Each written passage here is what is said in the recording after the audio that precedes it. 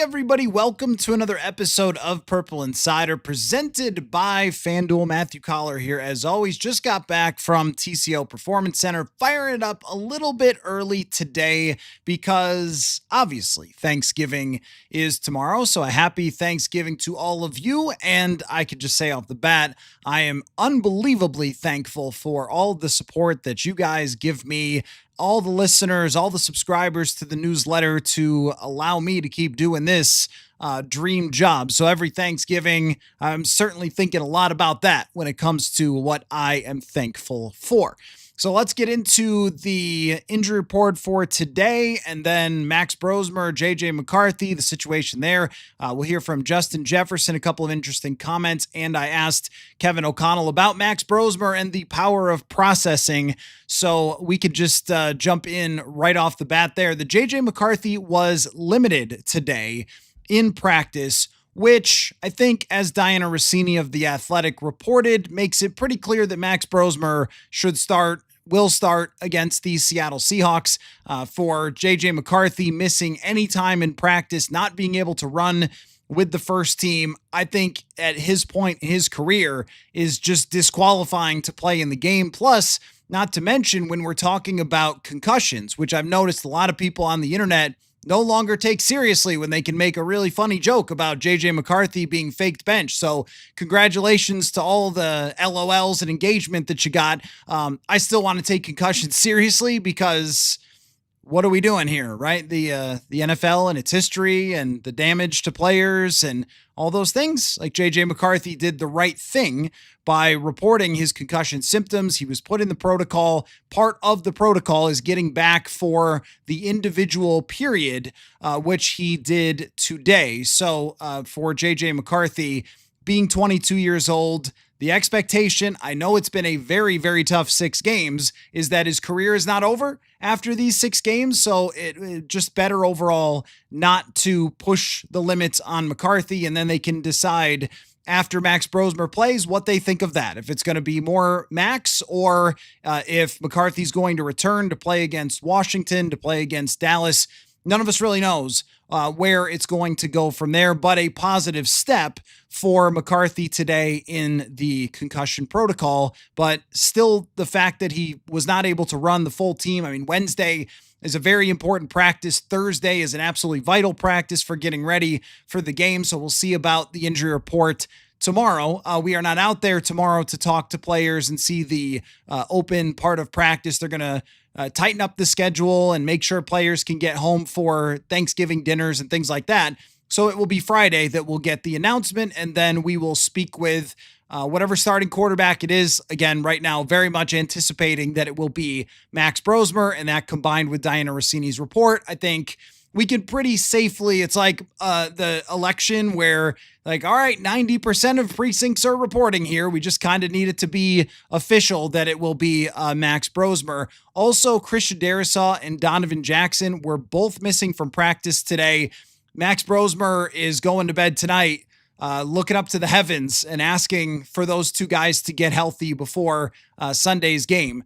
Now, Kevin O'Connell did not rule it out that either one of them would not be able to play.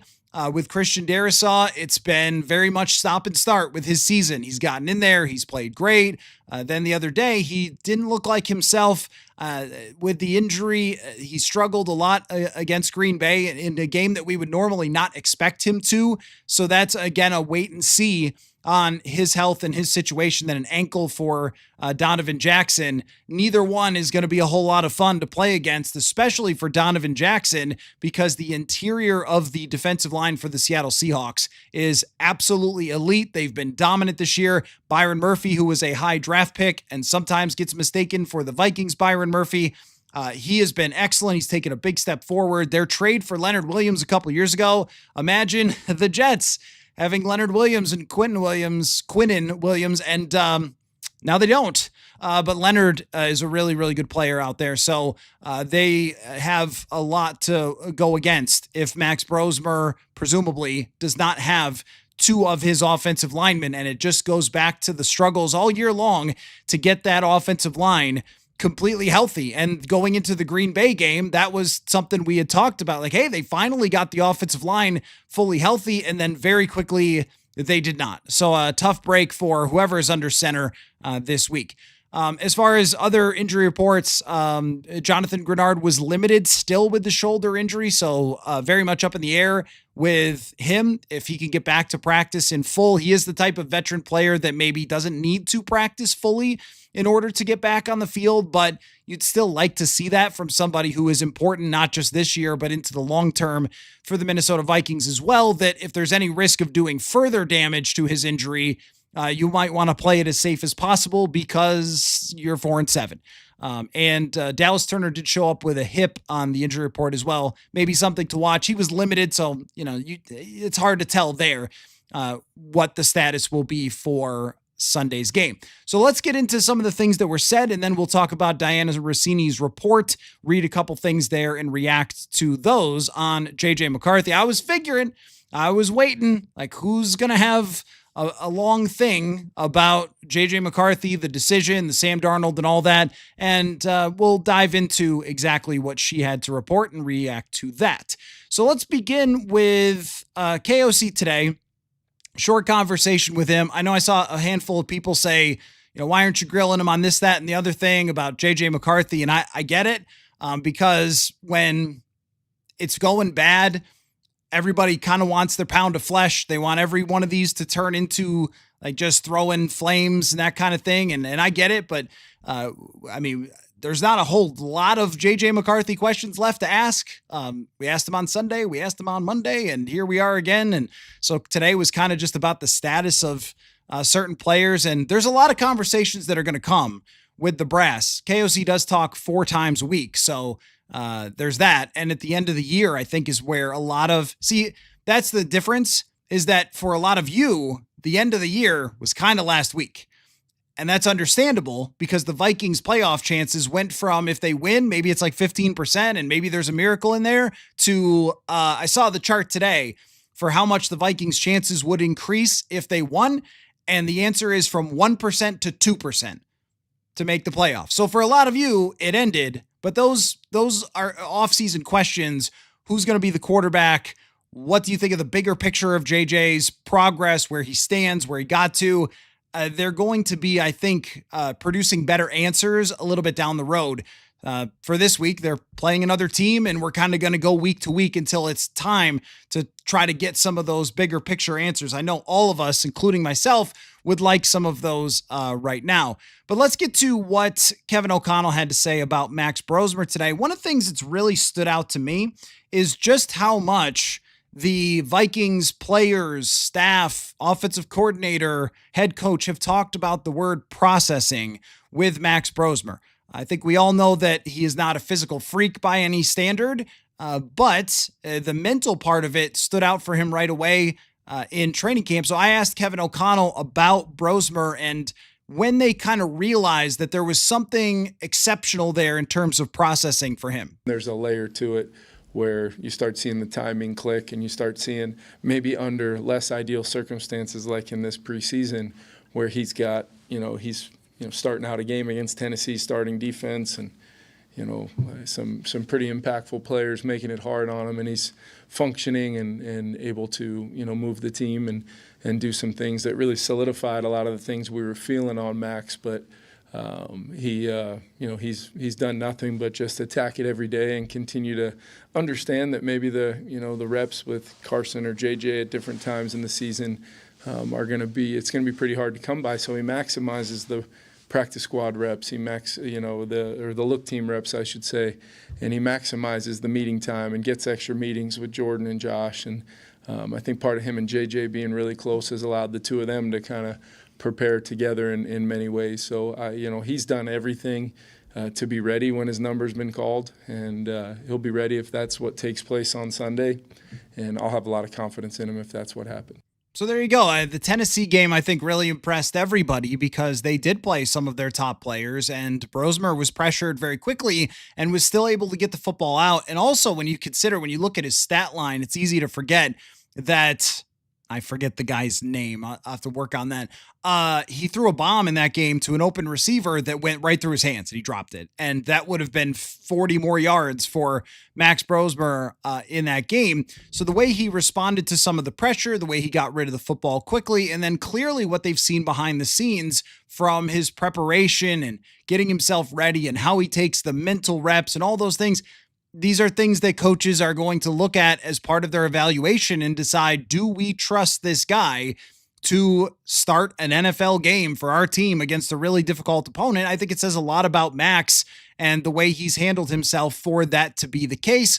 As we know, there is no guarantees whatsoever about where it goes from here. But at very least, that part of it is beneficial for him and speaks to just why he has been QB2 since Carson Wentz went down, why they didn't elevate John Wolford, who's played in the league, to be QB2 or sign him to the active roster or look for somebody else that they could have brought in. They decided, nope, we're going to go that direction. I think, was that before the trade deadline that they could have even traded for someone if they wanted, but they've been in on Max Brosmer for a while. And what was bouncing around my brain a little bit today was when Kevin Seifert wrote about how, somebody in the organization kind of half joked with him that, maybe the reason they don't want Brosmer to come in there in the game against the Chargers is because he would look good and then it would put pressure on JJ McCarthy. And, I don't know, maybe we're at that spot where that ends up being the case. So we shall see. On Max Brosmer, I also asked Justin Jefferson, who was able to see on the sideline Max Brosmer play in the preseason, and just what it was like having him out there today running the QB1 reps. And here's what Justin said. Justin, when it comes to just Max Brosmer, how much have you gotten to know him as QB2, and what is it like to just start getting to know him this week, just in case he has to start? Yeah, I've seen him all of training camp, just being sidelined and just kind of watching from afar. Of course, seeing him in preseason games and seeing the different throws and reads that he makes. He's definitely a good quarterback. So to be able to be fit in with this offense and create a spark for us, something that we really need right now. Yeah, that last part is true. It is something that they really need right now. And the fact that you're looking to an undrafted free agent rookie to provide you a spark kind of speaks to just where everything is at the moment. But that's how he felt. And I'll give you one more here from Jefferson. And just sorry, the audio was very loud around Jefferson today. So there's some crackling and popping and noises, but hopefully you can hear that okay. What Justin had to say when he was asked by Kevin Seifert about JJ McCarthy's rookie season. What do you think about JJ's first 6 games? Just kind of in total. Tough, I would say, all in all, just because it's early. He's new to the game. He's new to the NFL. He's learning just like everyone else had to learn as a rookie. And he obviously had to go through the mental stage of having to overcome injury the first year. So just a tough transition for him. But I feel like just him learning these past couple games and, of course, learning the stretch of this season, I feel like he's going to bounce back in a different way than everybody else is going to think so. What makes you think that? Just talking to him and seeing the arm talent that he has, seeing his composure, seeing the confidence that he come with every single day. Of course, seeing the poise that he have throughout the game. He's relentless. He's confident to go out there. He just has to carry it on throughout, week at a week, and just show up on Sundays with that mentality that he's been having the whole entire week. So there you go, Justin Jefferson on JJ McCarthy's first year, and there's really not a whole lot else Jefferson can say at this point, other than he's a young quarterback and you're going to have to give him time. The trouble with the NFL is that it does not give you a lot of time, especially with where this organization is. And that will be the most pressing question. That's not a Justin Jefferson thing. That's a above his head coach, general manager, ownership. There's already a lot of questions that I've gotten in my email inbox, and I apologize. I got so many over the last couple of days that I haven't gotten to respond to everybody. I'll try. over the next couple of days. But the biggest question I keep getting is two things, really, like what's next, obviously, but also who's to blame. And I will continue to just say everyone. Everyone is to blame. Everyone involved in the decision, because decisions are made sitting in rooms on conference calls with the owners, with the general manager, with the coaches, with the staff, and they come to a decision. And in this year, they came to a decision that they were going to go the direction that they had planned from the start, which was the rookie quarterback contract advantage. And they were going to roll the dice, and they lost on that dice roll. And I think we all knew that there was a chance that that could happen, because history tells you that nobody has a magic wand for quarterbacks. When Kyle Shanahan can, make the most out of Jimmy Garoppolo, Mac Jones, and Brock Purdy, but can't get his top 3 overall pick to play well, I think it tells you that this is the most impossible thing to figure out in sports. And they thought they had it figured out, and it turned out that they didn't. But let's get into that, because that is the subject of Diana Rossini's latest report at The Athletic. And let me pull up a couple of things I wanted to read, some excerpts from that. I'm just going to read you what she wrote, and then we'll respond to each kind of paragraph that I pulled out of her report. Again, you can see that over at The Athletic. She tweeted out. So here's what Diana wrote. She said, even with the differences in opinion about the quarterbacks inside the building, most notably with some in the organization wanting to retain Darnold, they decided collectively to back the 22-year-old McCarthy, fresh off a major knee injury that cut short his rookie year before it could begin. So she throws in there that they collectively decided, but also that there was dissent with some inside the building that wanted to go with Sam Darnold. Now, I don't think that that's particularly controversial because, again, this is how it works. Like, they get in rooms and they have these conversations, and there will be someone that has a different opinion, just like any meeting at your job. I mean, if you have an office job and you have a boss and you have meetings and you talk through, hey, are we going to do this? Are we going to do that? Everybody goes through it. The boss makes the decision, and that's the way that you go. In this case, when the quarterback's involved, the boss is the owner. I don't think that we can just ignore the Wilfs part of this, but they hired people in Kevin O'Connell, a expert in the quarterback realm, right? As a former NFL quarterback working with McVay, the success that he had with Sam Darnold, he earned a ton of credibility last year by having that season with Sam Darnold. And he, my understanding is, had led the charge to get Sam Darnold to the Minnesota Vikings. So identifying that there was something more there with Sam is part of that whole story, and why you would believe in him. The work that he put in, the effort, the research, the going out on the visits and meeting with the quarterbacks, and all the effort that went into deciding which quarterback they wanted to draft. That was also an effort led by the head coach. I would say from a bigger picture perspective, Kwesi Adolfo-Mensah, which I think has been his strength to get them to this point, was understanding the timeline. And I would look around this roster and locker room and say, I mean, they built the roster around the rookie contract the way that you're supposed to do it. And if you go player 2 through 53 against the Packers, I'd say the Vikings are just as good or better. Against the Lions, although they got Frank Ragnow back. What?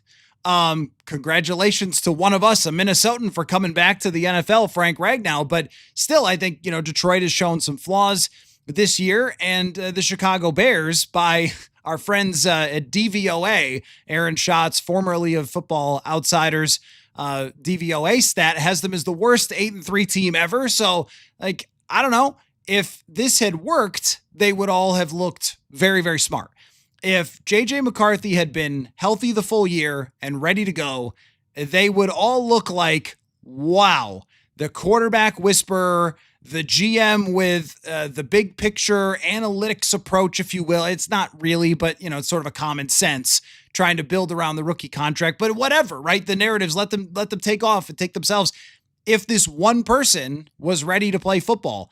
And I think the part that is, if you're in that room being the dissenting person, because I took this stance quite a bit after the playoff game, my biggest concern was what he went through last year, that in 2024 training camp, JJ McCarthy looked like he was on the rise, continued to get better and better, looked like he had star potential by the end of the point where he got hurt. You all saw it in the preseason game. We saw consistent progress in training camp from him. He was very impressive in 2024 camp. That's all they had to work with, though. And if you were banging the table for Sam Darnold, I think what you were saying is, are you guys sure that coming off of this injury with no offseason really, because his offseason was spent putting the weight back on that he lost during the injury. It was spent learning how to get the footwork right again, but now with a newly constructed knee, is he going to come far enough in terms of his progress to be ready to lead a franchise that needs him? Look, if they sold the franchise today, it's going for $6 or $7 billion. Like a franchise that is worth this much, that has the top receiver in the league, that has paid a lot of players, that has a ton of veterans. Is he coming off this injury with the only evaluation being what you saw behind the scenes and a 2024 training camp with the second team? Like, is that enough? And clearly the answer was no, that it was not enough. And we could tell how high Kevin O'Connell was on JJ McCarthy's 2024 camp in Cleveland at the joint practices. Then when he said to us, I feel like we have our franchise quarterback going forward, about JJ McCarthy. So that shows you how high he was on that 2024 camp. But missing that year of progress and then having it all put onto his shoulders is proved out to be just too much for JJ McCarthy. And it's proved out that, yes, they should have franchise tagged Sam Darnold and run it back. And in this division, taking another shot at winning the division, taking another shot of going into the playoffs. And at the same time, see, when people make it about Darnold versus JJ, they forget, like, you don't have to throw JJ away. But this is where Diana's reporting comes back in. So I'm not surprised that, I don't think it's controversial that there was someone or some folks behind the scenes, maybe people who told Diana about Aaron Rodgers, that didn't want JJ McCarthy to start right away, because organizations have people with different opinions, just like you guys. And I think in another quote about Max Brosmer, you'll see how people in the NFL are just people. They don't have superpowers either. But here was another interesting quote from her, from Diana. She wrote, so now what? Delay McCarthy again? I've been told there are some concerns about how another year sitting on the bench would affect him, and would it even help? Even every question has a cousin, and suddenly... Did she throw that in there because Kirk's going to be the quarterback next year? Every question has a cousin, and suddenly they're multiplying. Can a raw but talented quarterback grow fast enough to match a team built to win yesterday? I would also say, as crafty as the sentences, I would say they're also built to win like next year as well. So really they're built to win like today and tomorrow, not necessarily yesterday. That's actually part of the problem, is that they were not built to win in 2024, and then whoops, they did. So that's where a little bit of the wires ended up getting crossed, was that they thought they were going to be an average team going into last year, and hey, maybe we'll sneak into the playoffs. They end up winning 14. It's this magical season. So that's not when they were actually built to win, but ironically, it's when they did. And that made it even more difficult with this situation, with this season, because if you flip the years, think about how different this would be if you flip the years, not from the quarterback perspective, but just from the Vikings. If last year at this time they were 4-7, I'm sure that there would be some, oh man, what the heck is going on? Could KOC call plays? Like, there would be some of that. But we would also say, well, this is kind of who they are, right? Like, this is who they were supposed to be. And Darnold starting and he sees ghosts or whatever. That's what you would have been saying last year. But 2025, watch out for that. And then if they won 14 games this year, you'd be like, oh my gosh, they nailed the timeline. They are brilliant. But instead, it's gone the opposite way. And that's so much harder to deal with, because you see him win all those games with a quarterback who has a top 10 season, and now they are 31st in quarterback rating. 31st after being a top 10 passing offense last year with Sam Darnold. And no one would have seen that coming. If last year they were 31st, then yeah, we would have said, of course, yeah, you signed Sam Darnold. What do you expect? But it's funny how that ends up working. But the first part of that, I've been told, she said, were some concerns about how another year sitting on the bench would affect him. Now that is interesting, because if that is part of how they made the decision, don't love that. If that is part of how they made the decision, then it's pretty concerning about the actual process. Because for me, the process, I get it. Like, did it make sense? It did. If Kevin O'Connell says, I think he's ready, and Kwesi says, all right, I've got the plan. Let's go into free agency. Let's take some big swings. Let's get some veterans. The ownership says, I'm ready to sign off on this plan. It's the same plan that the Eagles used with Jalen Hurts. It's the same plan that the Rams used with Jared Goff early in his career. There's a dozen examples of this, right? Lots of examples of the rookie quarterback contract working. San Francisco made some bad analytical moves by trading for a running back, signing older players. Like, sure they did, because they thought, if this works for Brock Purdy, we're going to the Super Bowl, and they did. So we've seen it work a lot, and the history would point to, yeah, you can elevate even a flawed or limited quarterback. Purdy is flawed. Jalen Hurts is flawed, especially in the NFC, where there is no dominant, or at least there wasn't. Matthew Stafford has been that way this year, but there's no dominant Mahomes, Allen, Jackson. Those guys are all over there. So you could see where this would all line up. Where it would suddenly not line up for me is if they were so concerned about JJ McCarthy behind the scenes, of him having to develop for a year, that they decided to move on from Sam Darnold to go with him. Because wait a minute, if you saw things last year that made you so afraid of him sitting and developing behind Sam Darnold because of, and she doesn't say reasons, I don't know the reasons, his mental state, I don't know. There's no other sentence there. I need another sentence. Like, why? What do you mean? What are you referring to? I mean, let me read it again. I've been told there were some concerns about how another year on the bench would affect him, and would it even help? Well, why would it affect him so much? I mean, he's 22 years old. This is where I just need more. I just need to understand better, because if that was part of the concern, then you should have brought back Sam Darnold for sure. If you're worried about, can he handle this mentally? If he can't handle being on the bench and developing mentally, you think he's going to handle the pressure of the National Football League? You think he's going to handle the pressure of getting destroyed by Micah Parsons and Aiden Hutchinson and all those things?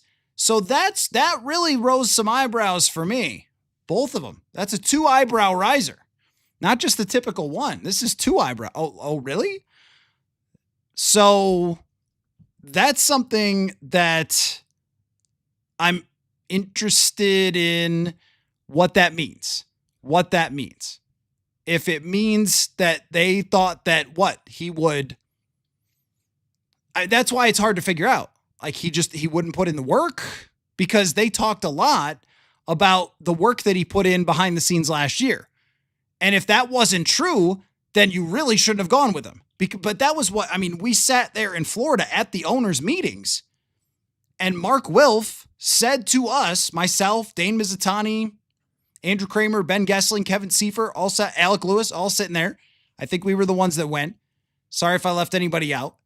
And we were having a conversation with Mark Wilf about this, and that was one of the reasons he cited for why they didn't want to get Aaron Rodgers and why they wanted to go with JJ McCarthy, was because what they had seen behind the scenes. So taking their word for it, that was part of my calculation as well of, all right, well, they've got more looks at it than I do. Like I said, LeVar Burton, Reading Rainbow fans, I guess you take your word for it. So if that wasn't the case, then it becomes a very, very questionable decision, because we saw Aaron Rodgers do it. We saw Jordan Love do it. We saw Patrick Mahomes do it. There's a lot of quarterbacks who, Carson Palmer, if you go back a ways, who didn't play right away, and it certainly didn't melt them. A lot of them had a lot of success doing that. So if there was concern that he couldn't handle that another year, and also when you lose that entire first year, you can strap VR things on his head all you want. It's just not, I don't ever want to hear about that again. I don't ever want to hear about VR ever again. Virtual reality. Oh, it's going to help him get ready. Obviously not. Sorry, the dog. So, I mean, look, there's no preparing to play in the NFL. Are you okay? Scratch his bed. Sorry. Hey, settle down. Settle down. I took the toys upstairs, so I think he's frustrated. Anyway, Buddy's not intensely into this conversation, but that I think raises questions, though, right there about last offseason. And if they, or even throughout last season, if they really did see what they said they saw, and if they didn't, then it's very, very questionable. If they were thrilled with his work behind the scenes last year, and they were thrilled with the 2024 training camp, and they believed that he was the guy. And look, I mean, she says in the headline of this article of like the reason that the reason they went with McCarthy is because they believed in him. It wasn't because of money. It wasn't because Sam cost too much. It was because they bought into him. So those two things kind of conflict to me of, well, fully buying in, but then there's also concerns about whether he could handle being behind Sam Darnold. So I don't know, that one I couldn't quite exactly figure out. Anyway, so Max Brosmer is going to start this week. And this kind of shows that football people are just like you. Diana Rossini wrote, I'm told by a scout who liked him in college at New Hampshire, Minnesota. He's not flashy, but neither was Brock Purdy, the Purple Purdy, when he got tossed in the fire and won the job. So, look, I was watching Max throw after practice today, and I mean, he throws a nice ball, and he looked good when he got in, didn't look over his head when he got into those preseason games. And, Aaron Jones talked about working in practice with him after, and just the work ethic is very real. So there are, at least according to Diana, even people in the NFL who are saying the same stuff as you. Like, I don't know, maybe it could be Brock Purdy. Let me give you the FanDuel question of the day, and then we can get your reactions and thoughts on all of this and anything else. There are many other players on the team. There are games. There are things going on. Anybody want to talk about the punting? It's been fantastic. I was thinking about writing about how good it's been. I'm guessing probably not. So the line moved on FanDuel to 11.5-point underdogs for the Minnesota Vikings. That is where we're at right now. That's where they're at as a franchise. Will the Vikings give Seattle a run? Do you think so? Yes or no, and why? That's the FanDuel question of the day. Do you think, I'm not saying do you think they'll win? Do you think that they will give them a run for their money with Max Brosmer starting 11.5-point favorites? So let me get to your questions and thoughts, and we'll have a good conversation that will go as long as you guys like, as long as you guys want to chat. My plan is to still do a recap after the first two Thanksgiving Day games tomorrow, because why not? That's the plan. Also, Manny has pre-recorded his picking of the schedule, so we'll definitely bring that to you as well. And what else would I rather be doing on Thanksgiving than talking more football? So that's the plan for tomorrow if you're around. Let's start out. Let me scroll all the way back up to the beginning here to get to questions and comments. Zoomer KO says, being this wrong on McCarthy gives me zero trust in the decision makers. The roster is full of overpaid and overrated players. Every week, we're not playing against the guy the Vikings screwed up on. So, I mean, there is a part of this, like, that I get from you, which is like not trusting their decision making if they believe McCarthy was ready to lead this team and is nowhere close to actually ready to lead this team. You're right about that. Also, 1 year ago, they were sitting here at Thanksgiving looking at the top of the division, looking at giving Detroit a run, looking at putting together a point differential that was similar to Super Bowl caliber teams and all those things. And this just kind of speaks to how sometimes you're a genius and sometimes you're a fool when it comes to quarterback play. But I can go through so many coaches that have Super Bowls who were either genius or foolish based on quarterbacks because no one truly knows. That's the reality, is no one actually really truly knows. You can have your best guess. Is Shane Steichen really smart or really stupid? I have no idea. They picked Anthony Richardson. They couldn't develop him. And now they're playing really well with Daniel Jones. But if that falls off, then is it not? Then is he a fool again? Like, I don't know. Kyle Shanahan's the one I keep going back to. There's no one better with quarterbacks than Kyle Shanahan in the entire NFL. Sean McVay, I think, gets in this too, but I think Shanahan specifically is like the best of the best. And they picked Trey Lance. Like, can we say, I mean, if you wanted Kyle Shanahan out of San Francisco because they picked Trey Lance, then you wouldn't have gone to the Super Bowl and you wouldn't be in the playoffs right now. I mean, that's the hard part about all of this, is if you're going to base it on one decision, which they were forced into by winning games in the second half of the year with Josh Dobbs, that put them in a position, and Nick Mullins won that 3-0 game against the Raiders, that put them in the position where they had to draft 2 players. But then now look, as you're saying, there was more to it because they found a guy who over the last, 2 years, I should have added this up in my head. Maybe I can do it quickly. 14-3 last year. What are they? Are they 8-3 now? Is it 22-6? 22-6? Is that what they are? Sam Darnold over the last 2 years.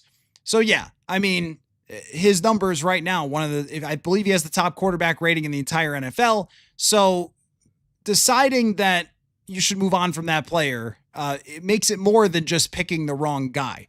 Now, the overrated and overpaid, I just don't know about that, because follow with me here. This is why I've always thought that quarterback wins were really telling about an individual season, and sometimes in the larger samples, and most of the time in the larger sample size, it tells you a lot. It's not a quarterback rating system of wins or losses, but it tells you a lot. Like the results tell you a lot. And with great quarterbacks, there's a trickle down. And I think these last 2 years are a really good example of that, where you get ahead against the Texans and they're jumping off sides and throwing interceptions and fumbling, and you get ahead against San Francisco and you're able to control the game, and you get ahead against Green Bay and you're causing interceptions and fumbles. Talking about last year. Well, why is that? Because your quarterback play is really good and the other team is panicking and everyone looks better. Jonathan Grenard looks better. Van Ginkel looks better. Blake Cashman, Harrison Smith, everybody looks smarter and more dangerous. Byron Murphy Jr., when you are playing from ahead. It is a completely different football game. When you're playing from behind and you're on the field the entire game and the other team never has to take a risk, never. I mean, how many risks did Jordan Love take in the Green Bay game? He had that fadeaway throw that was honestly pretty cool, and none others. They were to the sideline. They were quick releases. Did he throw a ball downfield in the entire game? I don't think so. Why is that? Because they're winning. You make a special teams mistake, you get terrible quarterback play, and the other team just controls the game, and everybody else looks bad. And so I think that a lot of these players, the defensive tackles specifically, would be looking a lot better. I don't think they've been bad. I think that they would look a lot better if they got chances to pin their ears back. I think Dallas Turner would look better if he got more chances to be a dynamic rush piece instead of having to set edges all game long, which is not really the thing that they brought him here for. So the quarterback impacts absolutely everything. And you make a mistake as a special teams unit, usually that shouldn't just ruin the entire game, but it does when this is the level of quarterback play that you have. So I think that a lot of players, if we went through it on an individual player for player basis, yeah, I think there's a few that we could say, all right, that's not where that player expected to be. But a lot of the most expensive players on this team have played well. Clearly, Jefferson can't throw it to himself. Hawkinson can't throw it to himself.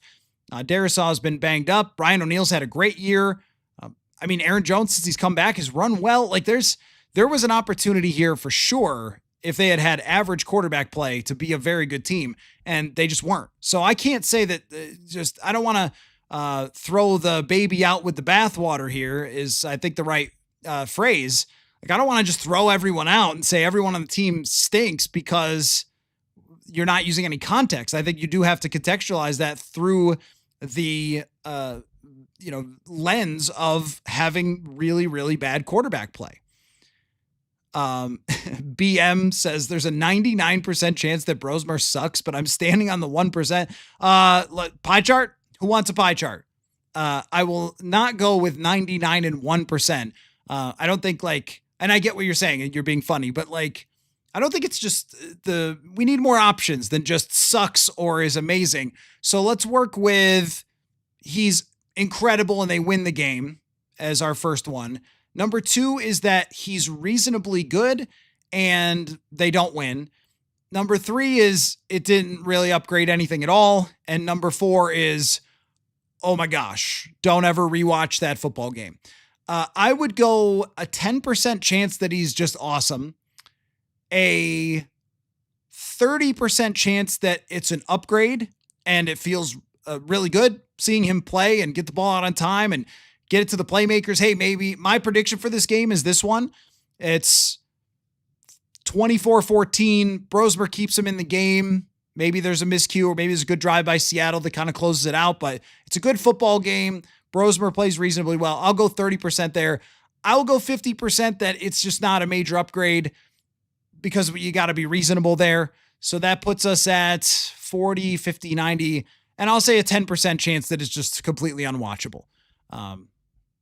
That's the way I'm going to go with it. I think that they hang in this game and they play reasonably well on offense, but man, if Matthew Stafford couldn't move the ball effectively with all that he's got going on for him and McVay, it's going to be really hard for Max Brosmer. So there's your pie chart. Yours is 99 and 1 and 1. Oh man. Paul says he talks 4 times a week, but none of you journalists actually ask him the questions you ask here. Is JJ ever going to make it? Is he seeing real progress? Well, we've asked about JJ's progress probably 400 times over the last 2 years. So I'm going to toss that part out of it. Is JJ going to make it? I suppose is a reasonable question, but one of the things that we always try to consider is the answers. Like, do I ask the same questions as I ask here? If I'm asking as a topic type of question for us to all talk about, like, is he going to make it? And then I go through all of my numbers, history, research, what I've seen, tape, QB school, Kurt Warner's tape breakdown, all that sort of thing, and try to answer that question. I don't think that Kevin O'Connell is in a position at the podium to answer that in any way that is going to help us answer it, but it will happen. Like, that will be a question that's asked for sure at some point. I mean, if that's the question that you want asked, do you think JJ is going to make it? There's a different time to ask that than probably right now. It will get asked. That's my point, is like, no one's going anywhere. We got the same 7 people who cover the team and the same coach, and we're going to ask a lot of questions about JJ McCarthy, I promise. Because I was thinking about that earlier when I got the angry tweet. Maybe it was from you. I was just thinking, like, are there more questions to ask about JJ McCarthy? Are there more? Because we've asked every question every step of the way. So is he going to make it is your question? Well, it'll get asked. But one of the problems with ask is that Kevin O'Connell doesn't have the full sample size to work with. He doesn't have the full season to say that. He's got 6 games, which I think is probably the answer from him. And I'm sure he has his opinion, but he's not going to share it publicly. I think we could get more insight into that later. That would be my thought process, but other people are open to ask it if they want. I think that would be my thing. BM says, I clowned on Rossini and Chase Daniel this offseason. Turns out I owe them apology. I mean, I guess like the reporting of the offseason, the thing that I think for me was a little odd. And by the way, one of my really good friends actually produces their show and loves working with them and everything else. And I respect Diana really. Of course, you know how I feel about journeyman quarterbacks. So there's no disrespect. It's just like how I took this was we were reporting, having been there for every step of the way, that like, yeah, this was their plan. Their plan was always to go to JJ. Like, this all makes sense. And I think the thing that threw me off is probably the same thing as what I was reading earlier, which is, well, some in the building were worried if he had to sit. But on to the next sentence, you're like, whoa, why? Like, what are you saying? And there was a lot of that when the Rodgers stuff came up. It was like, well, some people think they should go with Rodgers because of, and it was like, what? And there wasn't more. I mean, I don't think that it turning out this way means you owe an apology. I mean, I think Vikings fans were really pining for JJ McCarthy, and that it could have been almost anyone that they were reporting was going to come back, because nobody can pretend in Viking land, as far as fans, that you all didn't want Sam Darnold thrown over the cliff. It was, trust me, I mean, go back and look at the comment sections when I brought it up. I mean, it was ruthless.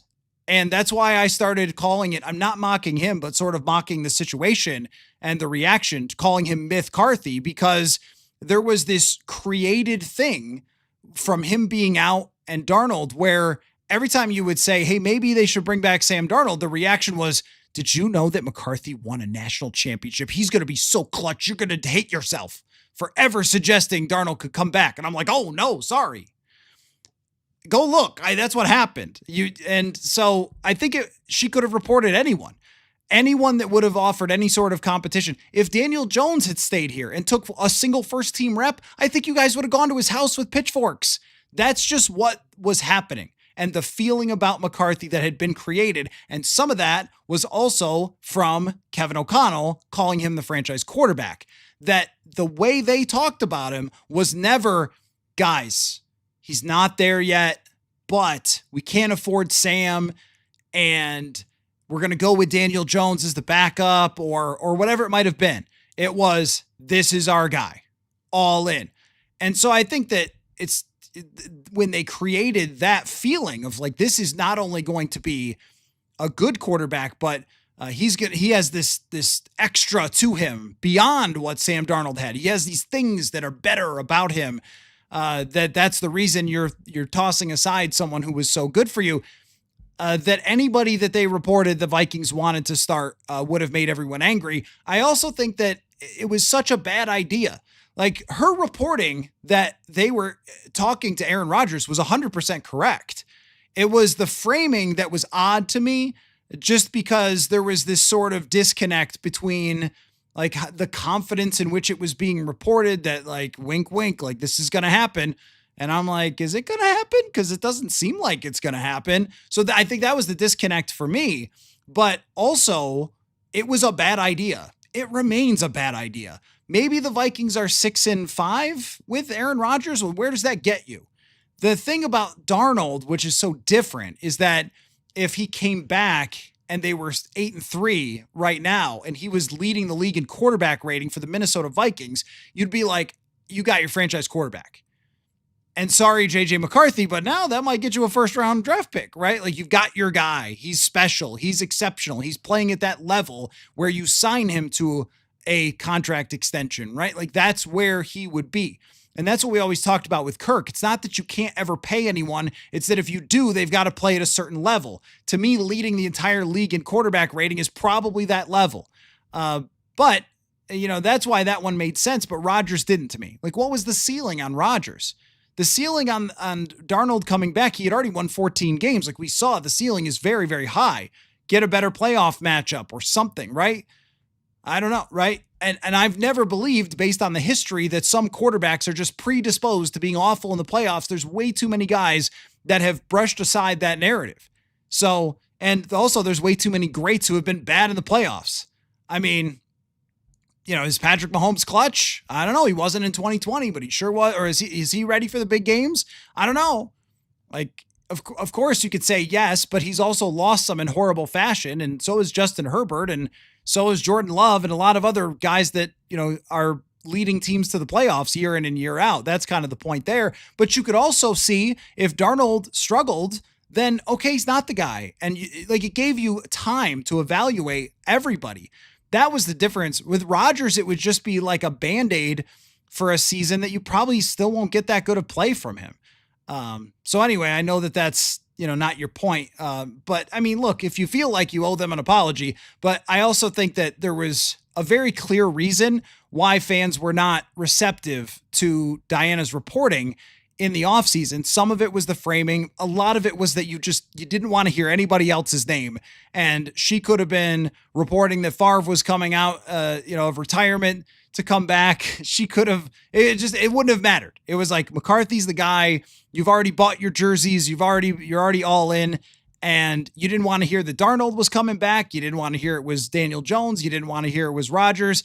And that's not on you. Like, that's what was created. And he was a first-round draft pick. And everything that was said about him was so like overwhelmingly convincing, even to myself and you guys, and even my own reporting from the training camp was convincing, and his performance was convincing that they probably made the right move at that time. And now here we are, 12 weeks later, and they didn't. So I don't know. I would say that just in general, though, like sending nasty things to people who report stuff that's not good. That's not good. Let's see. It can always be worse, Ryan says. Yeah, that is true. Walter, how could Brosmer do any worse than JJ McCarthy? Fair point. I mean, you're talking about the dead last in the league, so let's see. Bruno, not sure I believe KOC on anything anymore, hoping Max plays well. Yeah, that's my whole point, is that when you watch the game back, even against the Packers, it's out there. The opportunities are out there. I wrote today, you want to go check it out, purpleinsider.football. I wrote today about the clean pocket dropbacks from McCarthy.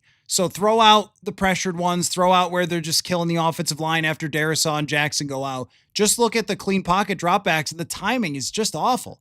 I mean, there's no anticipation on the throws. There's hesitation. There's double clutching. There's not believing in his own read that's supposed to be there a bunch of times. And like, there's not a whole lot you could do there. If Brosmer even throws it to the right places, and that's where I think that it feels like the regression has happened in his confidence over the last couple weeks, is just, I thought that early on against the Bears and against the Lions that, and even I wouldn't even say it was that horrible against Atlanta, but against the Lions, he was throwing to a lot of the right spots, and there was some mistakes that were made, but it looked like the plays were being mostly executed how they were supposed to be. And as he struggled, it got worse, and that just devolved. And that's where, when Wes Phillips said yesterday about how like part of being a pro athlete is working through stuff like this, I think that was a bit of a challenge to JJ McCarthy. Like, yeah, man, like this is the league, and you can't regress if you're getting criticized or you're struggling. Like, you got to have the fortitude to battle through that. And that's why, I mean, mental toughness, man. I mean, it's a hard thing to figure until you're actually out there. Let's see. Just your average Vikes fan. Did JJ regress due to Brosmer excelling and hearing the talks amongst other players? No. I mean, I think if anything, the defenses he played got more confusing. I don't think that Detroit is very confusing. And I think that Chicago was fairly straightforward in the first week. Like, they ran some stunts and stuff at him, but they also used his legs. They got some guys wide open, and they struggled for 3 quarters anyway. To me, the biggest thing is, and I was looking at my friend Cody Alexander, who does an amazing job. If you're a football coach and you're not reading match quarters, go do that, because it's going to make you smarter. Cody is a former football coach who now does content breaking down defenses, and it's mind-blowing. He showed one pressure where the Packers lined up in one thing and then switched to another thing and then had this variation on it. And it was like, okay, that's too much. That's too much for me. I'm out. And I mean, if you're supposed to pick that apart at 22 years old with no experience playing before, I mean, I think that's really tough. And what every team has done, whether it's the Ravens or the Bears or the Packers, they've all just shown deceptive coverages against him. And that's been really what's caused it, I think. It's caused a lot of the hesitation, is because you can't just walk to the line of scrimmage and read the defense. In 2025, that is not how it works. You will not know what defensive look you're going to face. You have to figure it out after the snap, which causes hesitation. Am I really seeing Tampa 2? Am I really, which now is back, by the way. Like, teams are using Tampa 2 all the time. They didn't use that for years. So all of a sudden, this defense that was completely out is now back in. And Tampa 2 is when you play cover 2. The corners are over there on each side, but they play a zone. And then the linebacker will run back into a deep zone. And it's actually, if you look for it, it's kind of funny to watch. Like, he'll just be like, I'm going to be a linebacker. And then where's he going? He's running back into that deep zone. And, teams didn't use that a lot when the underneath and the crossers were killing it. So, now that's, what they're doing, because the reason that was put in was by Tampa Bay to stop the greatest show on turf, because they used all these like posts and stuff over the middle of the field. So they started dropping a linebacker back into the coverage, into the middle of the field to make that harder, right, for them to do. So wow, right? Like that's a lot to process at that point. So I think that that's been the main thing. I don't know that it's Brosmer and him hearing footsteps or whatever else it might be. I think it's probably more just that defenses are very, very hard to pick apart. And what you have to do in the NFL, and there's a great example of this for a play on Sunday. What you have to do in the NFL is throw to a spot where currently no one is, and just believe that your receiver is going to be there. So put yourself in the helmet, drop back to pass, and then freeze. Now look around, and your receiver is not out of his break yet, and there are two defenders near I'm describing this play. Justin Jefferson's going straight up the sideline, and there's a safety over the top of him, and there is a corner underneath him. Now he's going to run an out route where he jukes inside and then breaks out. The defender underneath him, the corner, his leverage, he is facing toward the rest of the field. So what you have to do in that moment as a quarterback is throw it to a spot where no one is currently, and he's double teamed, and the two guys are right near him, knowing that he's going to break out to that spot, and they don't know that, and he's going to be able to catch it. And how fast do you have to do it? Lightning fast. Lightning fast, you have to make that decision. And then you got to put enough arc on the ball so only he can catch it, but they can't catch it. But if you're putting arc on the ball, you have to throw it slower. So that means it's got to be just cruising through the air as these two defenders are right there. It's really hard to do. It's really, really hard to do. So what he ends up doing is then coming off that read and going back to the other side of the field for a check down to TJ Hawkinson, and he gets murdered. Sam Darnold makes that throw. Drew Brees makes that throw. I saw them debating it on the internet. Connor Stallions is somehow involved, but whatever. My interpretation of that, just to use it as an example, I don't know. Kevin O'Connell didn't tell me this, so maybe I have it wrong. But I've seen this throw made in the Viking system many times where they know Jefferson's getting double teamed, so they've created ways to get him away from it, but it takes anticipation. This is why some people have asked, like, why was Nick Mullins able to do this and not McCarthy? Because Nick Mullins believed in the throw. He believed Jefferson's going to go there and get it. And sometimes he threw it to the other team because it was inaccurate, but a lot of times it actually kind of worked. BM says Justin Jefferson is a fantastic captain. But I'm worried he's going to crack soon. Justin, you could tell, was very frustrated today, for sure. He has been, over the years, this exact same way. 2021, I believe we gave him media good guy. Personally, I think he's made a really good case for it again because of the way he's handled all of this. I haven't decided who my vote's going to be for, but there's a lot in this locker room. It's a great locker room.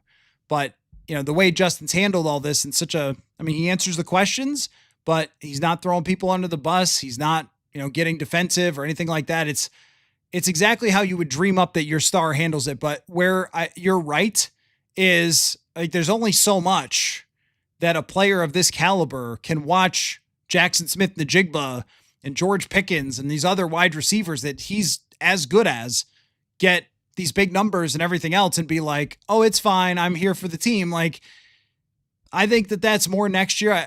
It feels like he has, is at a point where he has accepted kind of what happened this year, but there's a lot of pressure for next year on everybody. And, we will have a long time to talk about that. But after this, there's a lot of pressure on everybody. Ryan says Kirk made it clear KOC's offense was not easy. It was a major challenge in 2022. That's true. But at the same time, Sam Darnold learned it last year. Like I do think that Kevin O'Connell's offense asks a lot of the quarterback. I think we know that, but also you have to understand Kirk was playing in the same kind of rooted system for a really long time. And he struggled when DiFilippo came in. He struggled when KOC came in because it was a lot of different stuff. And it did take him a while. He also won 13 games the year that it took him a while. So, I mean, we can't act like he completely melted from who he was previously. I think that there was adjustments made last year for Sam Darnold. Like, that was a long time before 2025. And if I had to guess, KOC probably came in with every idea he'd ever had and was like, I'm going to do it. And that's where it got to be a lot. But my issue hasn't been with JJ McCarthy, like, in the complexity of the offense. It's entirely, for me, how long you're on a read and do you throw the ball on time? And that's why you keep hearing it, feet and eyes. But that's why I think if Max Brosmer throws the ball where it's supposed to go and the timing it's supposed to happen, they're going to have success, at least some. But when that's not happening at all, then I'm not sure what was supposed to be done. I've watched every single pass on the all 22, probably multiple times. I've watched every single recap of all these things, and it always keeps coming down to the same stuff. Just let me give you an example. Kurt Warner pointed this out in his breakdown, which was great. And there was some stuff about, play calling in the scheme and different, like, is this the progression and stuff like that. But when he missed the screen pass to Aaron Jones, Kurt Warner pointed out that they are 7 yards away from each other, and McCarthy reached his arm all the way back to throw this ball, like he needed to throw it 40 yards down the field. And then he just misses him. And Kurt's point was, the more that you're asking of your arm, think about a golf swing. Is it easier to hit it straight when you choke up a little and you have a short swing? Or is it easier when you try to bring it all the way back, like, I don't know, John Daly or something, all the way back and swing it like all the way around? No, you're probably going to be more inaccurate unless you're a freak like John Daly. But even he was pretty wild off the tee with all that going on, right? Whereas a lot of the best golfers today, Bryson DeChambeau, it's pretty simple. Like, yeah, he gets it back when he's driving, but it's pretty straightforward. That's a little dart that you can throw. Like, you saw Carson Wentz do this a few times. Like, you could just pop that right to him.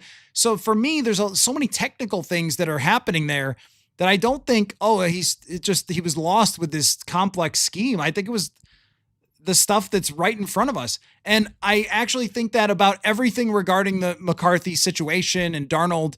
I actually think that everything is kind of straightforward.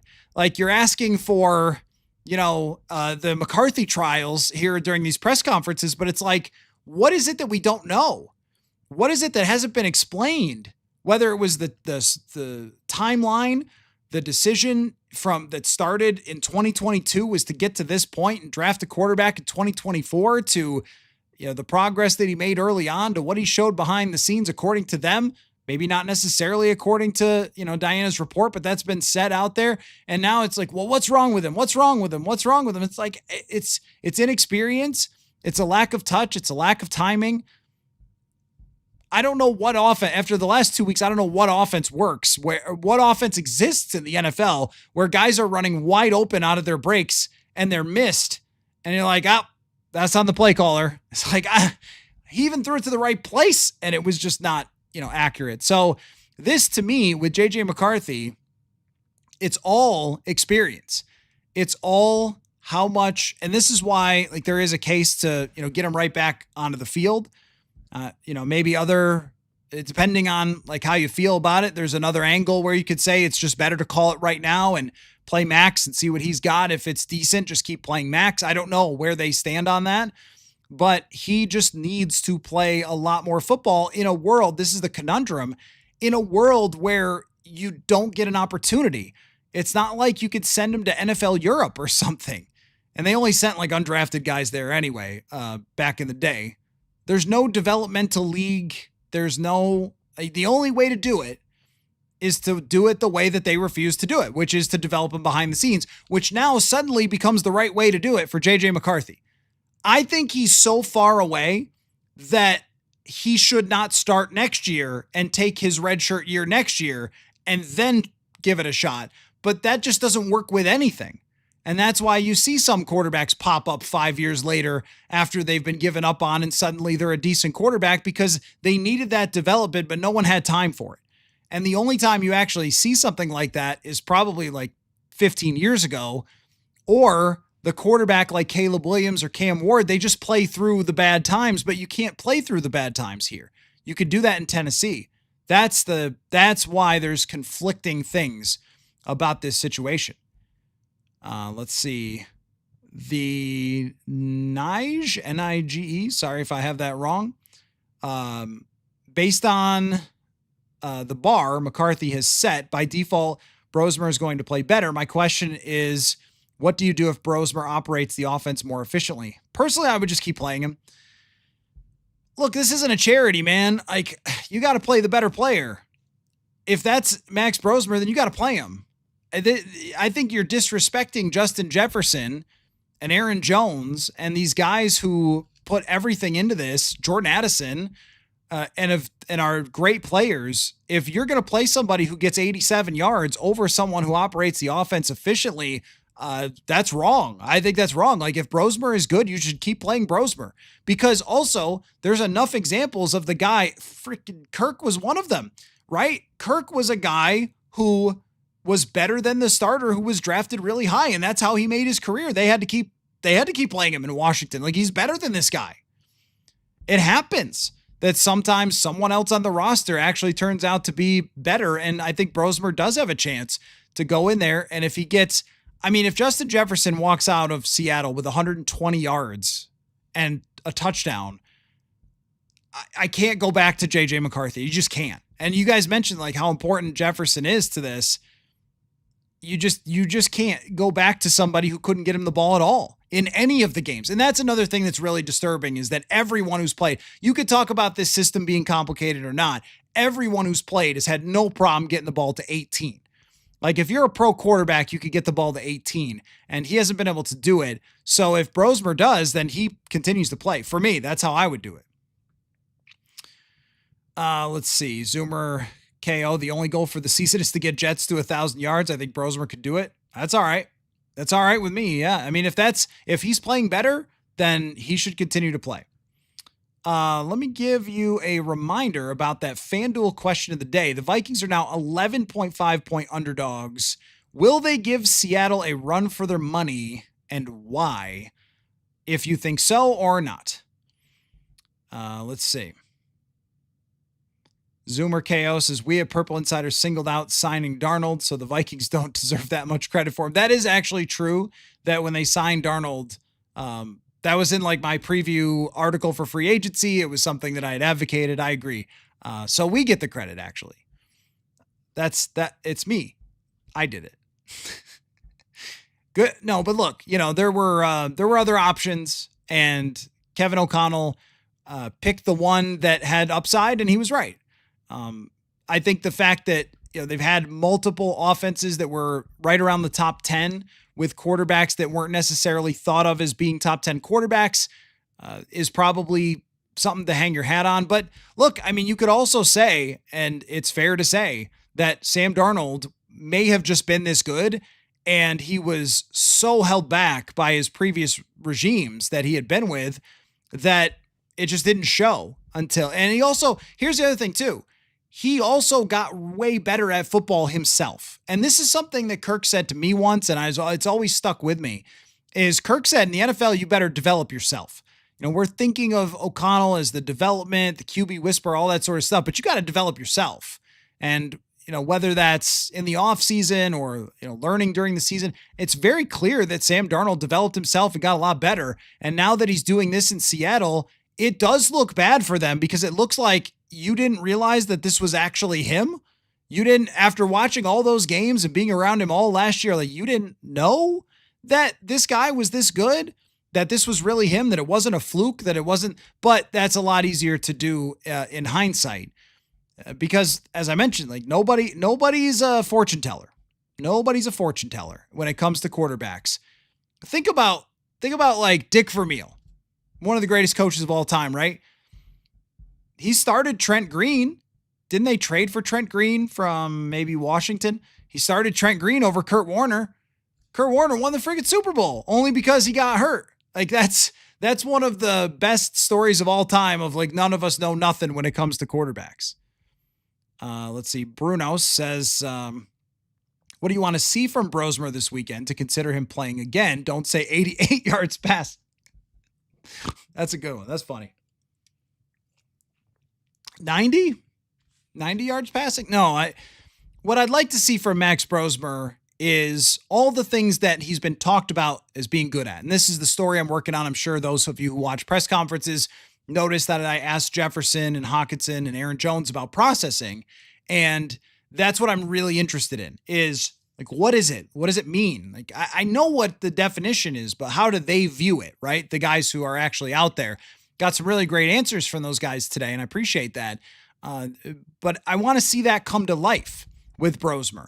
I don't need him to throw for 250 and 4 touchdowns, but you'd like to see it come to life in terms of he read a defense, he delivered an anticipation ball, and the guy made the play, and they got a 14-yard gain, and then they went up to the line of scrimmage, and they ran a play action, and he made a smart decision underneath.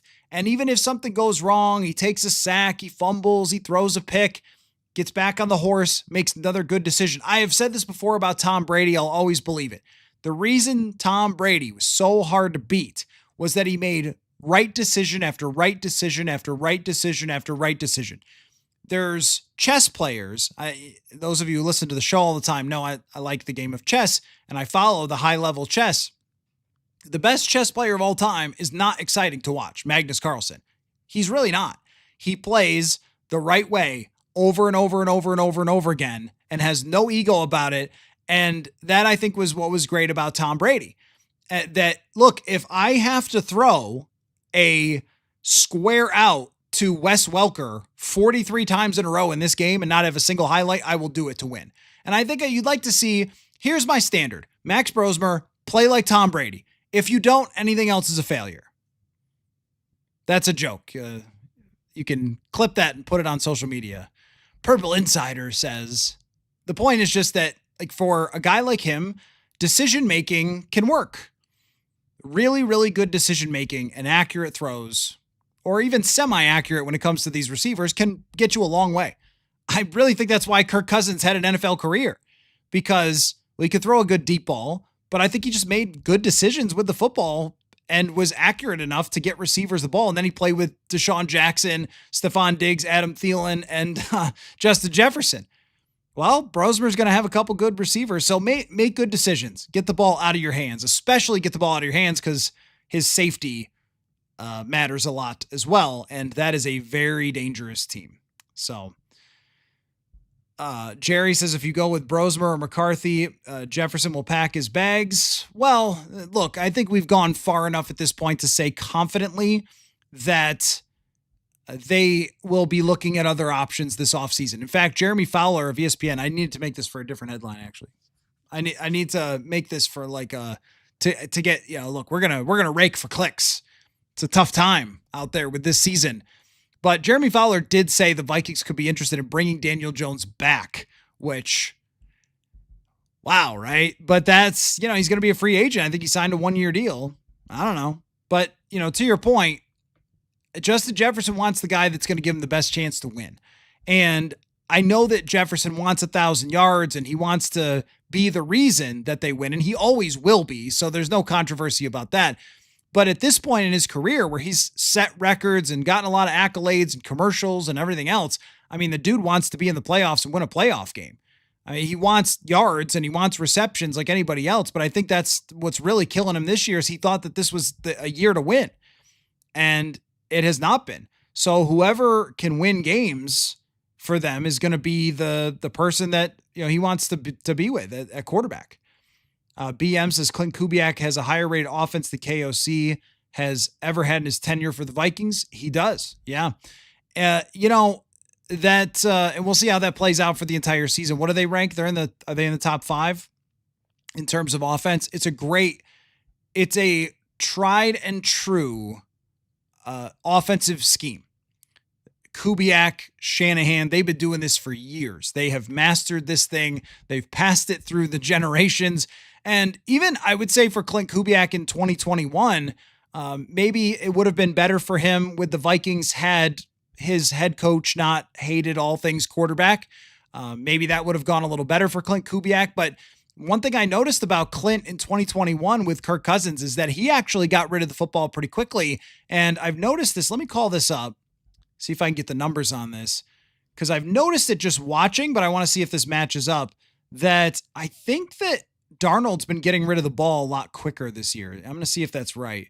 It looks that way. Yeah. So Darnold is, and this is where nobody can be totally left off, the criticism or nothing. Like, I've pushed back against, hey, it's his scheme and everything else, that kind of thing. Like, because guys are open, the plays are there to be made, and even the throws are going in the direction, they're just not hitting the guys.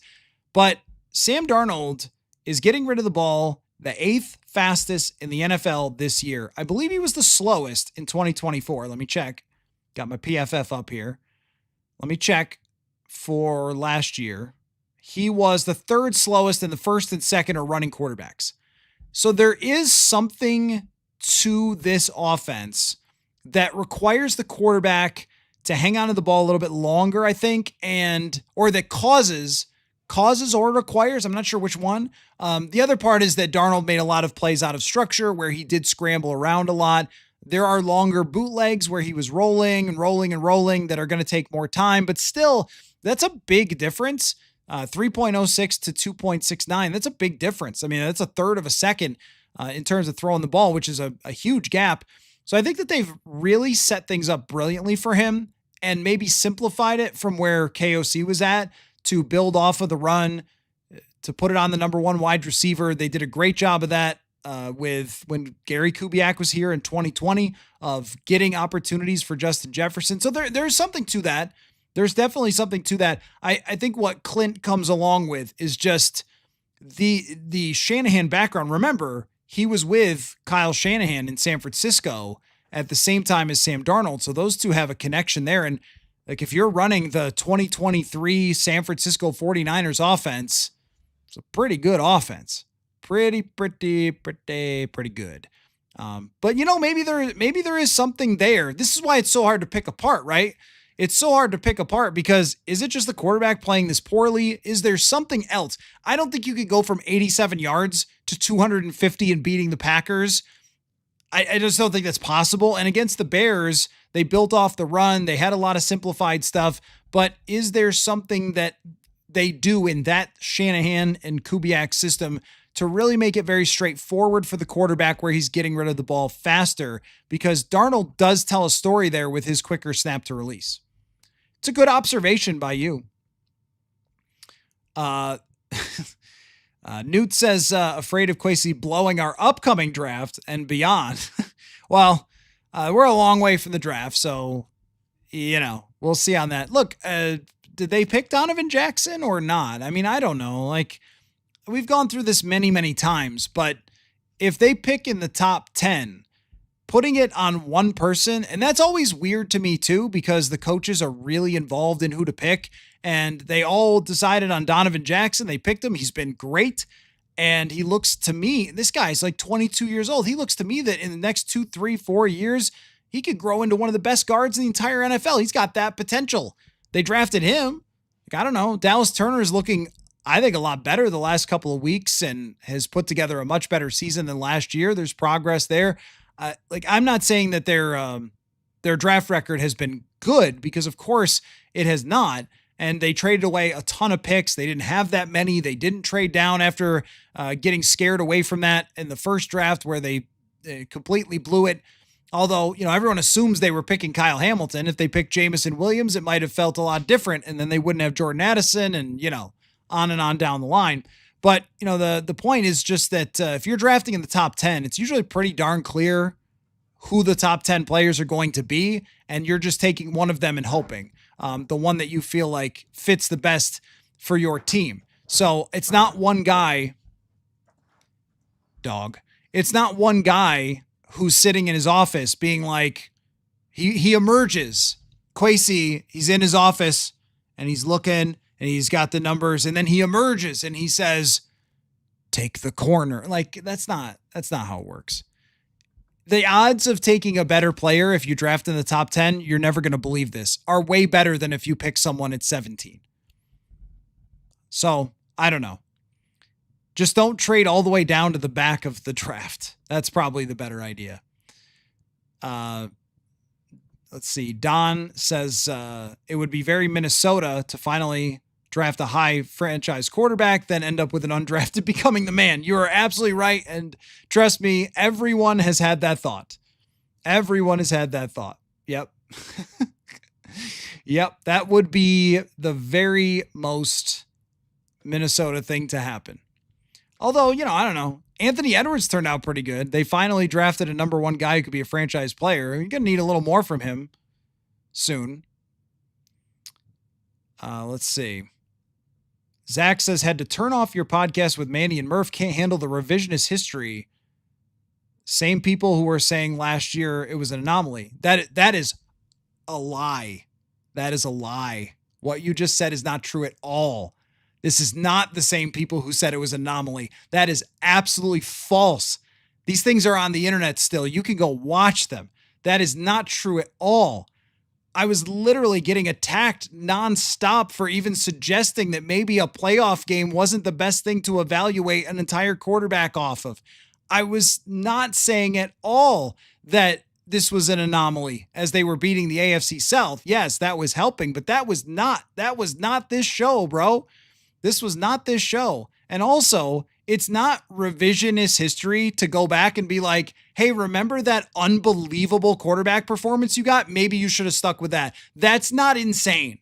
That's not revisionist. Revisionist would be if you said, you know what? Maybe they should have taken Bo Nix. Now that's revisionist history because JJ McCarthy was a better prospect coming out by most people's rankings than Bo Nix.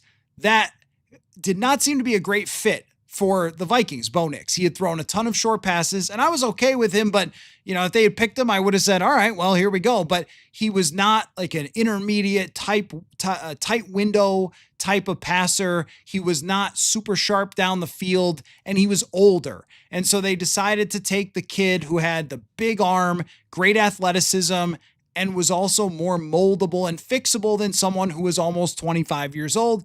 So that made sense. Or however old Bo was. He was 24, 25, whatever he was. That would be revisionist if you were sitting here saying Bo Nix. You had a guy who threw for your franchise for one of the best seasons that this franchise ever seen from a quarterback and had you fighting for the division with a team that won 15 games on the last day of the season and tossed them out the window. Like that's not revisionist history. That's, hey, maybe that's pretty questionable. I mean, I know nobody wants to hear it because all last year, Vikings fans couldn't wait to get rid of Sam Darnold. And now that looks not so good. If you want to go back through it, there was not as much joy as there should have been during a 14-win season because everybody actually wanted JJ McCarthy playing because they had become convinced that he was the instant perfect franchise quarterback. That you want to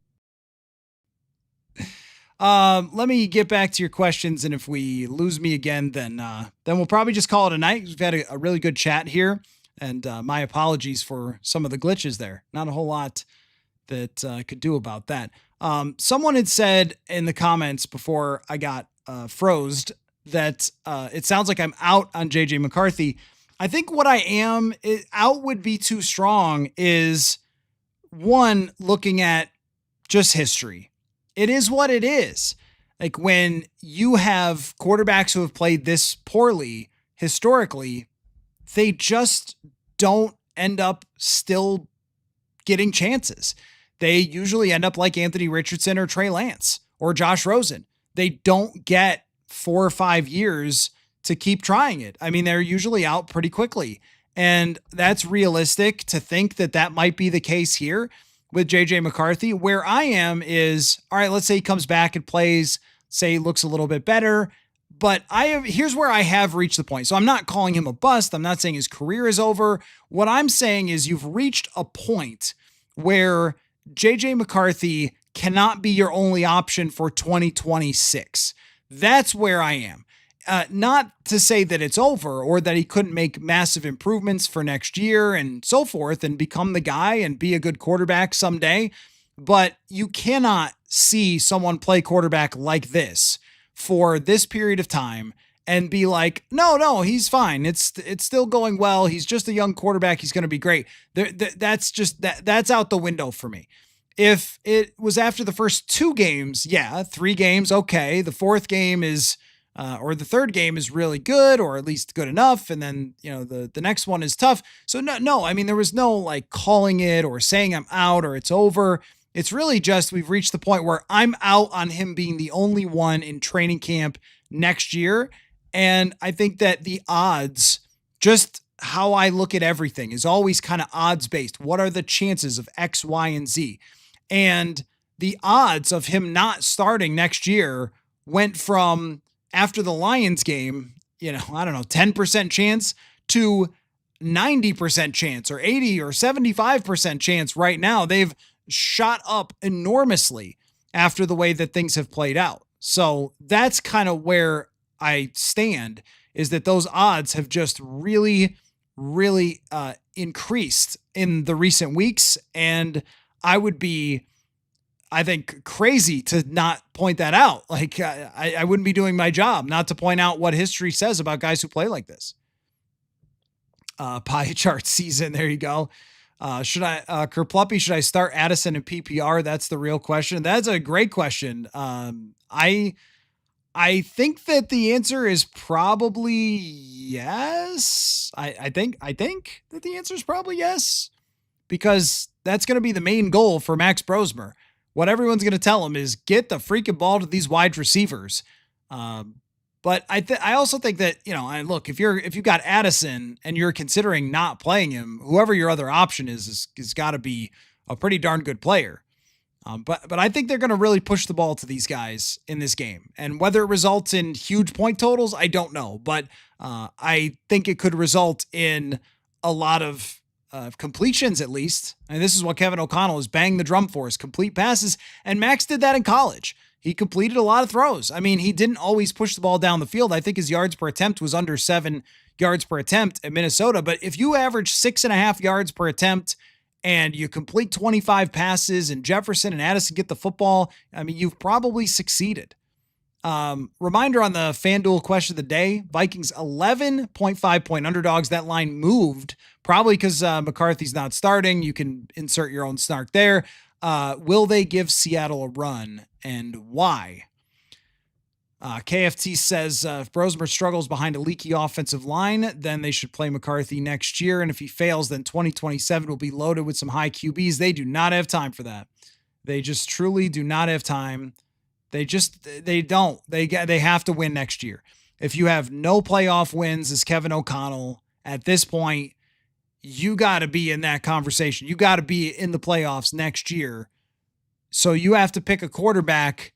And the same thing goes for Jefferson. You don't have time to just be like, hey, Justin, just wait around. It'll all be fine. Leagues, careers are too short. John, thank you so much for the super chat. Really appreciate that. Says, happy Thanksgiving. Do we need to start asking what happens if with Justin Jefferson? How many years of his prime is he willing to throw away? Well, one thing is that he is under contract. So that matters a lot. That you don't have really a choice outside of, demanding a trade. But even then, that doesn't guarantee that the team is just going to be like, oh, okay, let's take our most accomplished receiver, not named Randy Moss, Chris Carter, and trade him away. Like, that just doesn't happen. I also have never gotten an indication that he wants to be traded away. I've gotten a lot of indication that he wants to win. That would be the main thing for him. But I think that when you look at his contract, the thing that it's set up to do is after 2026, it's set up for a restructure. They could even do it next year, I think, but especially set up to do after 2026. So if Justin Jefferson wanted to go, his leverage point is, sorry guys, $43 million cap hit. You got to live with it, right? I'm not going to work with you or whatever. Now it may be built into his contract that he has to, but that's usually the pivot point of not necessarily restructuring, but extending. So you set it up to get to the end of 2026. Okay, it's got a huge cap hit. The guarantees have run out. Both sides have set up this point to extend the contract. And what Justin could do is say, no, Not going to do that. So he is going to play this year and he's going to play next year. Those are locked in. It's really after that where it could become hairy. So that's why 2026 is so important. Douglas says, with the Wilfs' desire to compete and all the money spent in 2025, I expect they'll make a big move for a veteran quarterback next spring. Of course, the question is there, which big quarterback are we talking about and how? How much cap space can you actually create to fit a quarterback in there? Now, lots of teams do for a short period of time. You just have to structure it the right way to make it a short-term type of thing. They could make an expensive quarterback work, which is, maybe something to bring up when the quote revisionist history is like, you can make this work if you really want to. It's not revisionist when I actually wrote an article breaking down exactly how they could do that with the salary cap last year.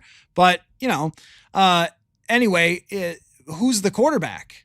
Who are we talking about? Who is the expensive quarterback? Is that Daniel Jones? Because if they go out and if they go give Daniel Jones a 3-year, $100 million contract like Seattle gave to Sam Darnold, I mean, does that not put you right back in Kirkland mostly? That would not feel like it was a great option. So you have to look for someone that's very, very short term that gives you more chances with JJ McCarthy or more chances to even look in the draft, more chances with Max if he's pretty good. But also, if you have to have him win the job and compete for the division, then it's okay. Can you thread that needle? Sam Darnold was the perfect $10 million thread to that needle last year. Can you find that person again? Let's see. John says neither of their quarterbacks were on rookie contracts when they won. The Chiefs nuked Tyreek Hill to keep their quarterback. So when you're talking about, I'm not sure who you're talking about there exactly, but Philadelphia's first trip to the Super Bowl, Jalen Hurts was on his rookie contract, and Patrick Mahomes was on his rookie contract in 18, 19, 20, 21, I think. So he was, yeah. And I also think there were other reasons to trade away Tyreek Hill, maybe that have shown up in Miami, but you're also talking about Patrick Mahomes, and they have not had as much success when he's been expensive. They have had, I think, more issues since he's been expensive with the rest of their roster. Now he's that great, but I mean, Mahomes is not a guy that we can ever really use for examples because he's the greatest quarterback of the generation. So you can't really, well, they did this or that. They paid him and they still won. Like, that's true, but that's just a different type of guy. He also signed a very favorable contract for them. That's a different type of guy than you ever expect to get when you're talking about, like, JJ McCarthy was probably not going to be Patrick Mahomes. And Sam Darnold doesn't have to be Patrick Mahomes to make a decent amount of money and still be on a good roster. The issue with Kirk Cousins was the actual talent versus the price tag didn't match up. But when we're talking about actual talent of Sam Darnold, number 3 overall pick in the draft, giganto arm, like aggressive, accurate, deep down the field, all those things, like those are different. Playmaking out of structure, as we saw, the plays against Atlanta or Seattle, like those things are all different than someone who was squeezing every ounce of blood out of the stone and then had a very unreasonable contract that was short and always had a giant cap hit. So there's a lot of other layers to this entire thing. So let's see. Lori says, how do you develop if you don't play? Isn't playing football a hands-on job? It is, but when you are practicing behind the scenes, the defense is going on those scout team reps. The defense is going hard, and what you're getting is a lot of throws. So just the example that I went through earlier with the double team on Justin Jefferson, but throwing to a spot, you're doing that every day in practice, and you're logging. Think about like the reps that you're logging time and time and time again for an entire year. So if McCarthy had not played this year and he was behind the scenes throwing and throwing and throwing and throwing, that's a chance to develop without the pressure of getting destroyed by Micah Parsons. That's a whole year's worth of throws that would be added up to go into the following offseason and then improve. Like, it would have been a better timeline for him. Clearly, we could say that now, that if he had spent this entire year on his fundamentals, that would have been way, way better than had he just been tossed into the fire and tried to fix them on the fly. That's the other thing, is that you can work on it in practice and throw it over someone's head and go, need to work on that and work on it and work on it, work on it. You can't work on it against the Packers. It's got to be there. It's got to be on point. Can Connor Stallions throw an out route? The fact that Connor Stallions ended up in our life, maybe it was inevitable. I don't know. The fact that he ended up in our life, though, that's the moment that you know the season is off the rails. It's officially off the rails when a guy who dressed up as a Central Michigan staffer to steal the signs of Central Michigan is trying to throw arrows at people about all 22 tape. Just crazy. Just crazy. What a time to be alive. Adrian, what do the Vikings do if Max plays well? They keep playing him. It's that simple. They just keep playing him. If he plays well, then keep playing him and see what you have, and then go into next year with him as part of the operation, the same way that they did with Purdy. I mean, it's a very, very Purple Purdy style is what you would do if Max plays really well, and they're very happy with it. Jerry says, when Darnold looks KOC in the eye, who blinks first on Sunday? Well, here's the thing. I've said that this is not a revenge game.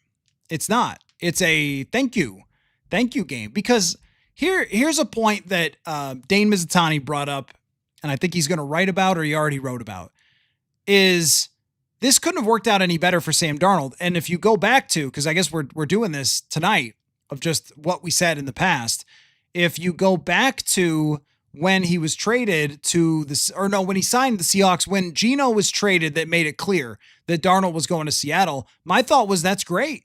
It's a really good organization. They have a top wide receiver. They've got a good defense. And I think he's in good position there. I much would have preferred him go there than Pittsburgh with that cartoon offense and that they were running last year with Russell Wilson, or the Giants, where people are getting fired. Tennessee, I mean, that roster is absolutely horrible. I wouldn't have wanted to see him for that. Seattle was perfect. That's a team that can compete, got a lot of talent. They're a good team. Like, go there and be you, Sam. And I know this too for a fact that Kevin O'Connell wanted that the whole time.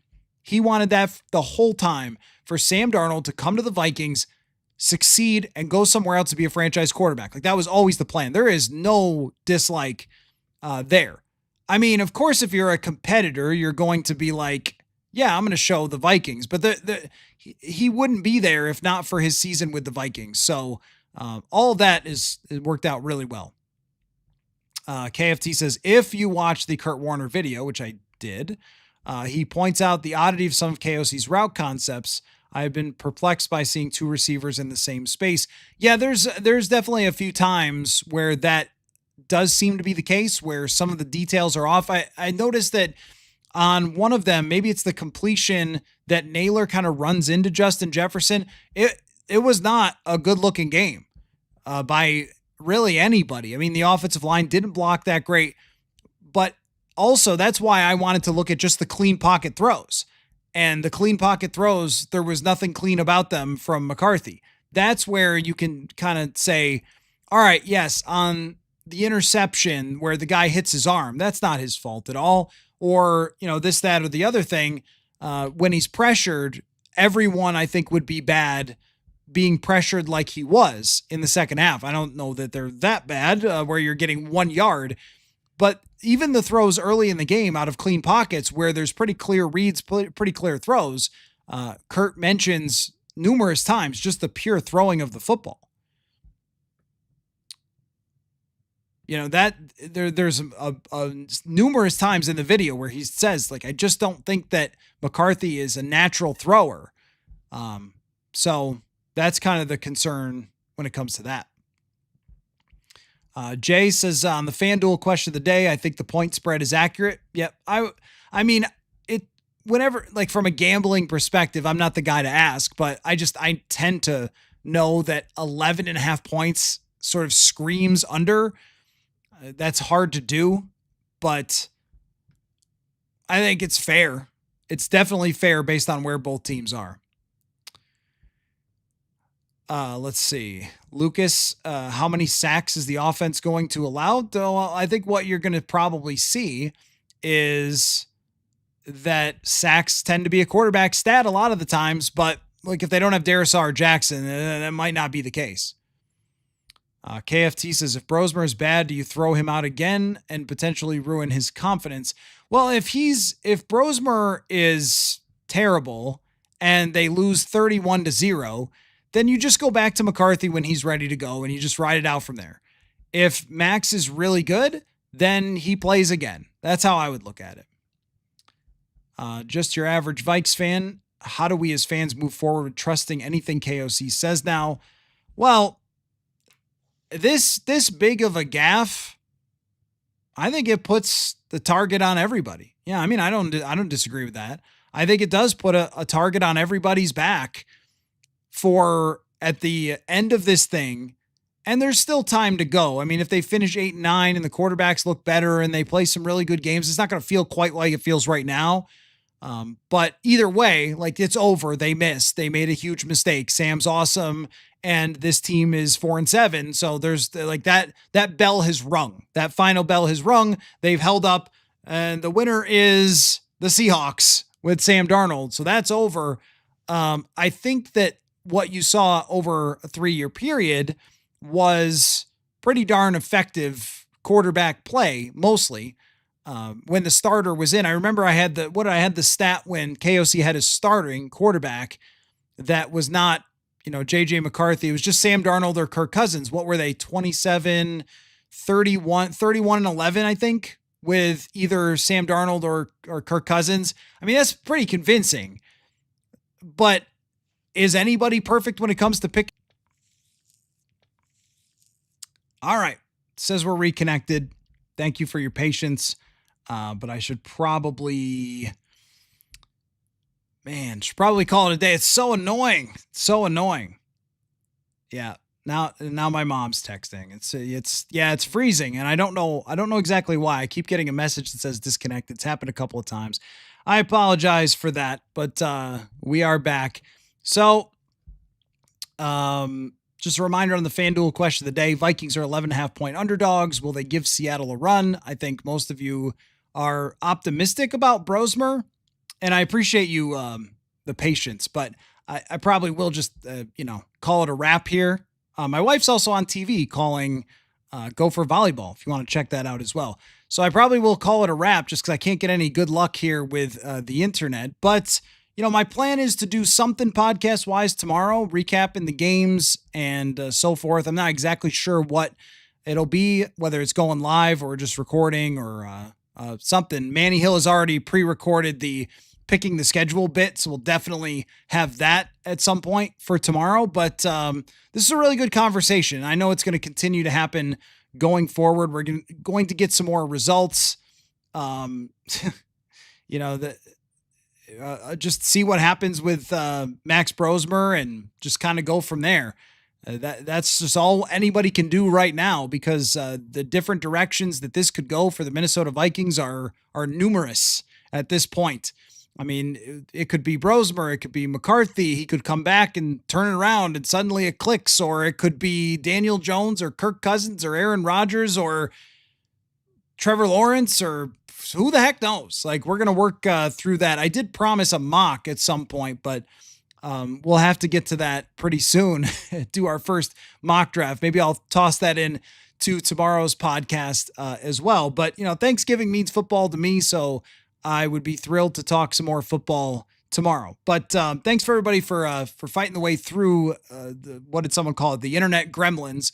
If I didn't get to your question, I apologize for that. A lot of good comments, a lot of good thoughts here tonight from you guys. And I expect that going forward, that we're going to have a lot of interesting discussions about this quarterback situation, where the franchise is, who we're blaming, how we're just viewing what goes on. And I think there's still some really interesting paths that will determine how they think about 2026 over the coming weeks. So I will be here as always for that. So thanks again, everybody. Don't forget to answer that FanDuel question of the day. And we'll see you tomorrow somehow. I'm not sure exactly what. Maybe I'll go live after the second game. Well, what is it? Cincinnati and Baltimore. That's not that interesting. Maybe I'll go live then. We'll see what happens. But might depend on how much I eat and how much I need a nap later on. But if there's interest in people jumping on and talking some football, I'll be here. Thanks a lot again, everybody. And we will see you very soon.